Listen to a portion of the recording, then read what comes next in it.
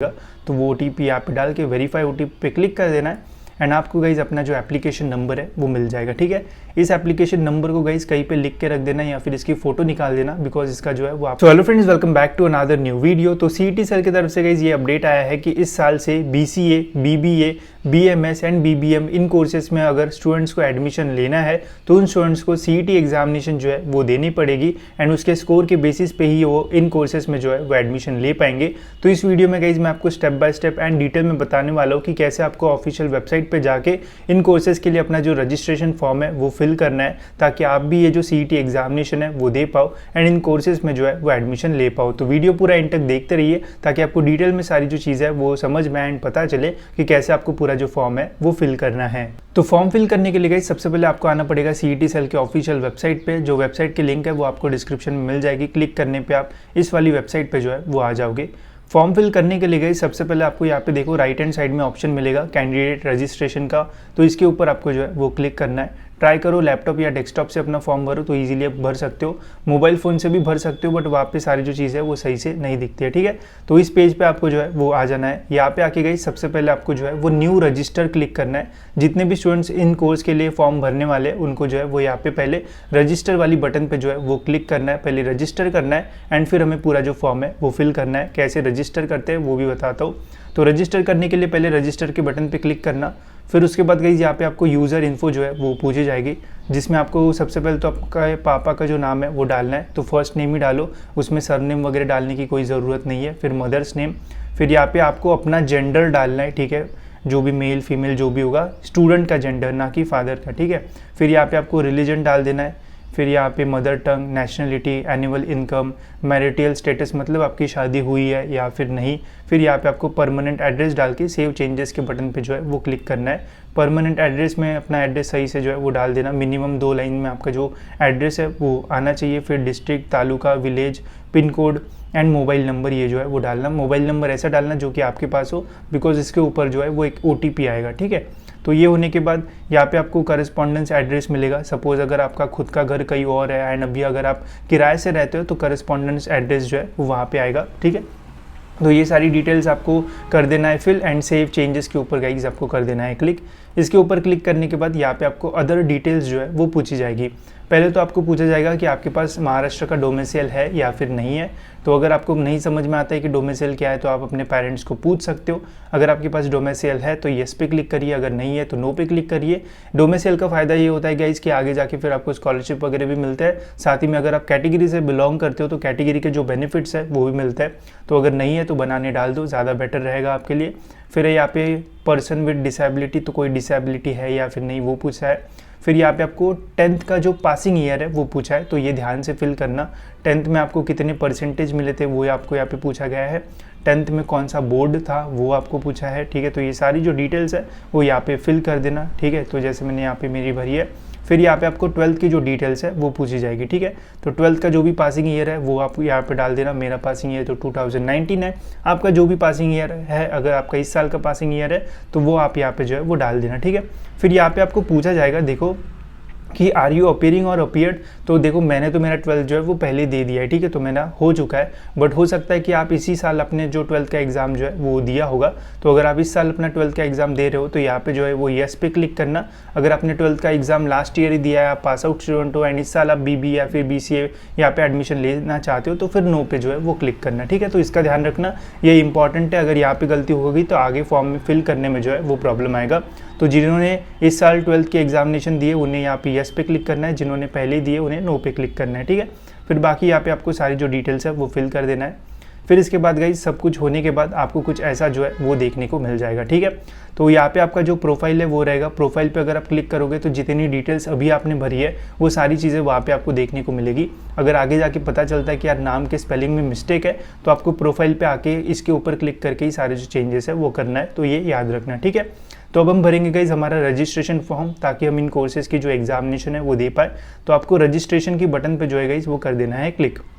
इसके ऊपर क्लिक करने के बाद यहाँ पे हमें एक ऑप्शन मिलेगा जो कि है हमारा BCA, BBA, BMS, BBM, CET 2024 का। ठीक है, तो इनमें से कोई भी कोर्स में अगर आपको एडमिशन लेना है तो आपको CET एग्जामिनेशन देना पड़ेगा, तभी जाके एडमिशन होगा, क्योंकि इसके पहले 12th के बेसिस पे एडमिशन होता था, बट अभी CET के स्कोर पे जो एडमिशन है वो होगा। ठीक है, तो इसके ऊपर आपको क्लिक कर देना है। इसके ऊपर क्लिक करके गाइज यहाँ पे आपको कुछ इंस्ट्रक्शंस देखने को मिलेगी, तो ये ध्यान से पढ़ना।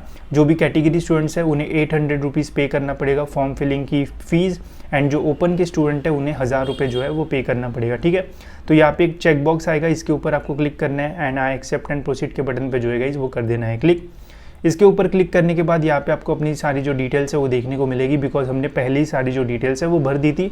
अगर यहाँ पे आपकी डिटेल्स नहीं आती है तो फिर से आप यहाँ पे जो है वो फिल कर देना। ठीक है, तो ये फिल कर दिया, फिर यहाँ पे ये सारी चीज़ें फिल कर देना है एंड यहाँ पे आपको ये जो सिक्योरिटी पिन है वो सेम टू सेम यहाँ पे जो है वो डाल देना है एंड सेव एंड प्रोसीड के बटन पे जो है वो क्लिक कर देना है। फिर गाइज आपको एक जो OTP है वो आएगा, जो मोबाइल नंबर आप डालोगे उसी के ऊपर आपको एक जो OTP है वो आएगा, तो वो OTP यहाँ पे डाल के वेरीफाई OTP पे क्लिक कर देना है एंड आपको गाइज अपना जो एप्लीकेशन नंबर है वो मिल जाएगा। ठीक है, इस एप्लीकेशन नंबर को गाइज कहीं पे लिख के रख देना या फिर इसकी फ़ोटो निकाल देना, बिकॉज इसका जो है वो आपको आगे जो है वो काम आएगा एडमिट कार्ड वगैरह डाउनलोड करने के लिए। ठीक है, हॉल टिकट जिसे हम बोलते हैं वो डाउनलोड करने के लिए, तो इसे रख देना। ठीक है, तो ये होने के बाद गाइज अभी हमारी एक स्टेप जो है वो कंप्लीट हो चुकी है। अभी हमें पूरा जो फॉर्म है वो फिल करना है, तो फॉर्म फिल करने के लिए गाइज यहाँ पे proceed to complete application form का जो ऑप्शन है वो मिलेगा, इसके ऊपर आपको क्लिक कर देना है।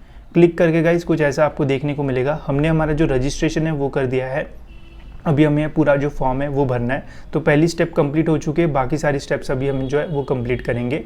तो यहाँ पे गाइज आपको इनकम्प्लीट वाले बटन पे जो है वो क्लिक करना है।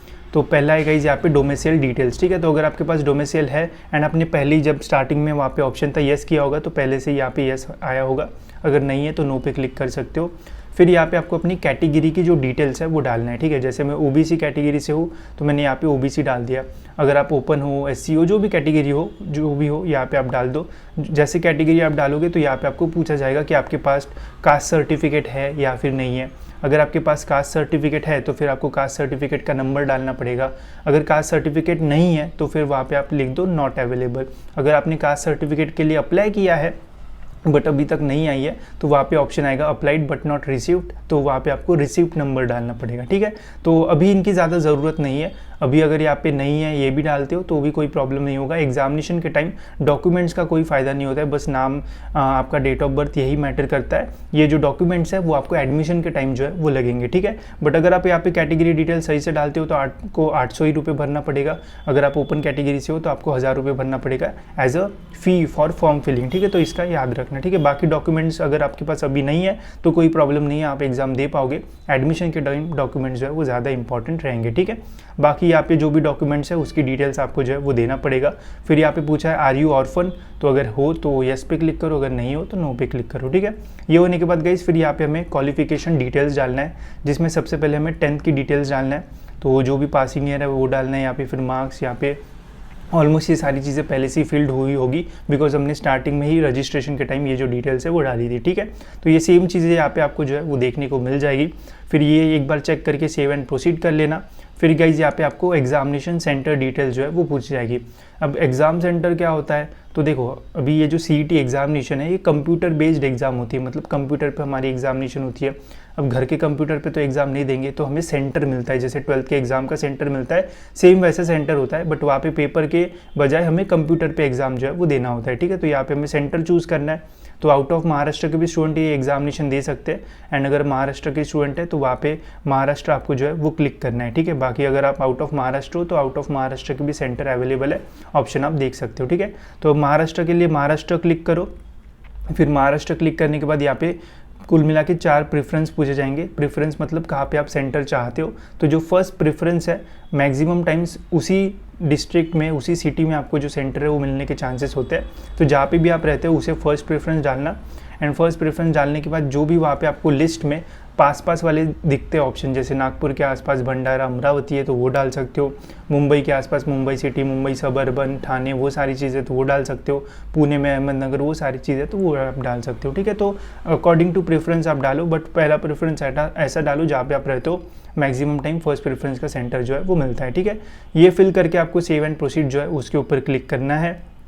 फिर यहाँ पे आपको फ़ोटो एंड सिग्नेचर जो है वो अपलोड करना है। फ़ोटो अपलोड करने के लिए गाइज यहाँ पे आपको एक सिलेक्टर का जो ऑप्शन है वो मिलेगा, तो सिलेक्ट के ऑप्शन पे जो है वो क्लिक करना है एंड यहाँ पे फोटोग्राफ सिलेक्ट करना है। ठीक है, फोटोग्राफ सिलेक्ट करने के बाद गाइज यहाँ पे आपको ओपन का बटन मिलेगा, इसके ऊपर क्लिक करना है। अपने डेस्कटॉप से जहाँ से भी आप फॉर्म भर रहे हो वहाँ पे आपकी फ़ोटो होगी, तो फोटो को सिलेक्ट करना है। सिलेक्ट करने के बाद गाइज यहाँ पे आपको अपलोड की बटन पे क्लिक करना है, तब जाके यहाँ पे जो फोटो है वो अपलोड होगी कुछ इस टाइप से। फिर वापस यहाँ पे सिलेक्ट के बटन पे क्लिक करके फ़ोटो के बजाय सिग्नेचर पे क्लिक करो, सेम प्रोसेस फॉलो करो, आपकी सिग्नेचर यहाँ पे जो है वो आ जाएगी। तो कुल मिला के ऐसा आपको जो है वो देखने को मिलेगा। फिर आपको सेव एंड प्रोसीड के बटन पे जो है वो कर देना है क्लिक। इसके बाद गाइज फिर यहाँ पे आपको एक जो आईडी प्रूफ है वो डालना होगा।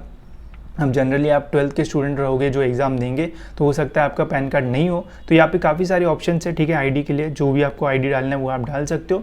तो पैन कार्ड डाल सकते हो, आधार कार्ड डाल सकते हो। तो मैक्सिमम लोगों के पास आधार कार्ड होगा, तो उसको ओरिजिनल फ़ोटो लेके यहाँ पे आपको जो है वो अपलोड करना है एंड सेव एंड प्रोसीड के बटन पे जो है वो क्लिक करना है। तो अपलोड होने के बाद गाइज यहाँ पे आपका जो डॉक्यूमेंट है वो कुछ इस टाइप से जो है वो देखने को मिल जाएगा। ठीक है, एंड फिर आपको सेव एंड प्रोसीड के बटन पे क्लिक करना है। फिर इसके बाद गाइज आपको प्रीव्यू का ऑप्शन मिलेगा, जिसके कारण आप अपना पूरा जो फॉर्म है वो फिर से एक बार जो है वो देख पाओगे। अगर आपको दिखता है कि कुछ मिस्टेक है, नाम में मिस्टेक है, स्पेलिंग में मिस्टेक है, किसी में भी मिस्टेक है, तो आप यहाँ से जो है वो करेक्ट कर सकते हो। जब आप अपना नाम डालोगे तो अकॉर्डिंग टू 10th की मार्कशीट पे जैसा आपका नाम है सेम टू सेम वहाँ पे डाल देना। ठीक है, एंड अगर कुछ मिस्टेक्स नहीं है अच्छे से स्क्रॉल करके देख लेना, प्रेफरेंस वगैरह सारी चीज़ें, कोई मिस्टेक नहीं है तो यहाँ पे चेक बॉक्स पे क्लिक करके सेव एंड प्रोसीड के बटन पे जो है वो कर देना है क्लिक। इसके ऊपर क्लिक करने के बाद पेमेंट के लिए येस पे क्लिक करना है। फिर यहाँ पे आपका पेमेंट डिटेल्स आएगा। अगर आपकी कैटेगरी है ओबीसी एससी तो यहाँ पे आपको 800 रुपये ही भरना पड़ेगा। अगर आप ओपन कैटेगरी से हो तो 1000 रुपये यहाँ पे आपको जो है वो पे करना पड़ेगा। ठीक है, अभी 4 कोर्स है तो 4 कोर्स के लिए अलग अलग से अप्लाई नहीं करना है, एक ही CET एग्जामिनेशन है जिसके बेसिस पे आप इन चारों में से किसी भी कोर्स में जो एडमिशन है वो ले पाओगे। ठीक है, तो ऐसा नहीं है कि 4 कोर्स है तो 4 बार फॉर्म भरना पड़ेगा, ऐसा नहीं है, एक ही बार फॉर्म भरना है, एक ही एग्जाम देना है जिसकी बेसिस पे आप एडमिशन जो है वो ले पाओगे। ठीक है, तो फिर यहाँ पे आपको सिलेक्ट के बटन पे क्लिक करना है, प्रोसीड टू पेमेंट के बटन पे क्लिक करना है। ऐसा रेजर पे का ऑप्शन आएगा, प्रोसीड के बटन पे क्लिक करना है, यहाँ पे टिक करके फिर यहाँ पे ऑप्शन आएगा किससे पेमेंट आपको करना है। तो जनरली तो लोग UPI से करते हैं, तो QR कोड यहाँ पे आ जाएगा, स्कैन करके आप अपना जो पेमेंट है वो कर देना। पेमेंट करने के बाद गाइज आपका जो फॉर्म है वो सक्सेसफुली जो है वो फिल्ड हो जाएगा। फॉर्म फिल्ड होने के बाद यहाँ पे आपको प्रिंट एप्लीकेशन फॉर्म का जो ऑप्शन है वो मिलेगा, तो अपना फॉर्म जो है वो प्रिंट करके अपने पास जो है वो रख देना। ठीक है, अगर प्रिंट नहीं भी निकालते हो तो कोई टेंशन लेने की ज़रूरत नहीं है, आप वर्चुअल जो हमारा PDF फॉर्मेट है वो भी अपना जो है वो डाउनलोड करके सेव कर सकते हो, बिकॉज उसका हमें जो है वो काम नहीं रहता है। ठीक है, तो इस टाइप से आपको पूरा अपना जो फॉर्म है वो फिल करना है। तो सिंपल सी प्रोसेस है, घर बैठे भी आप अपना जो फॉर्म है वो फिल कर सकते हो। फॉर्म फिल करते समय वीडियो देखते रहना, कोई भी प्रॉब्लम नहीं आएगा, मैं इसकी गारंटी आपको जो है वो देता हूँ। एंड ऐसा भी नहीं कि सबके लिए अलग अलग फॉर्म भरना है, तो कोई प्रॉब्लम आपको जो है वो यहाँ पे नहीं आएगा। बस पेमेंट करते टाइम अपना जो नेट कनेक्शन है वो अच्छा रखना। एंड फॉर्म फिल करते टाइम अगर मोबाइल से भरे हो तो थोड़े बहुत एरर आ सकते हैं, लैपटॉप या डेस्कटॉप से भरते हो तो ईजिली आप अपना जो फॉर्म है वो फिल कर पाओगे। ठीक है, कोई भी क्वेश्चंस आते हैं गाइस तो मैंने आपके लिए स्पेशली एक जो टेलीग्राम ग्रुप है वो बनाया है, या फिर एक व्हाट्सएप ग्रुप भी है, वो भी आप ज्वाइन कर सकते हो। वहाँ पे कुछ क्वेश्चंस है तो वहाँ पे आप जो है वो पूछ सकते हो। ठीक है, इसके अलावा गाइस इस एग्जामिनेशन का सिलेबस जो है वो कैसे रहेगा, बिकॉज पहली बार ये जो एग्जामिनेशन है वो होने वाली है इस साल, तो कैसा सिलेबस रहेगा, कौन से सब्जेक्ट्स रहेंगे, मार्किंग स्कीम क्या रहेगा, कैसे आपको प्रैक्टिस करना है, मॉक टेस्ट वगैरह कहाँ से आपको इनकी मिल सकती है, इसके ऊपर सारी जो डिटेल्स है वो मैं आपको दूंगा, तो आपके लिए जो है वो ज़्यादा बेटर रहेगा। साथ ही में पहले 12th के बेसिस पे एडमिशन मिलता था, तो 12th में काफ़ी सारे स्टूडेंट JEE वगैरह की वजह से स्कोर नहीं कर पाते थे, तो ऐसा भी होता था। तो अभी CET के बेसिस पे है, तो जिन स्टूडेंट्स को 12th में कम है वो भी अच्छे अच्छे कॉलेजेस में जो है वो जा पाएंगे। तो एक बहुत अच्छी अपॉर्चुनिटी है सभी स्टूडेंट्स के लिए, जिसमें एक कॉमन एंट्रेंस टेस्ट होगी एंड उसके बेसिस पे कॉलेजेस में एडमिशन जो है वो होगा। तो अभी ऐसा नहीं होगा कि मैनेजमेंट कोटा से ज़्यादा एडमिशन हो रहे हैं, तो वो सारी जो चीज़ें होती थी पहले, अब होने के चांसेस जो है वो थोड़े कम हो जाएंगे, स्पेशली इन कोर्सेज में। तो मुझे तो ये डिसीजन अच्छा लगा। अब देखते हैं कि इस साल का कैसा पूरा जो इसका रिव्यू है वो आता है, एंड में कैसे पता चलता है कि क्या कट ऑफ्स वगैरह निकलते हैं। बाकी सारी जो डिटेल्स है वो मैं आपको टाइम जो है वो देते रहूँगा। ठीक है, एंड कुछ क्वेश्चंस के लिए आप कमेंट्स भी कर सकते हो। तो इस वीडियो में इतना ही गाइस, मिलते हैं ऐसी और एक इन्फॉर्मेटिव वीडियो में।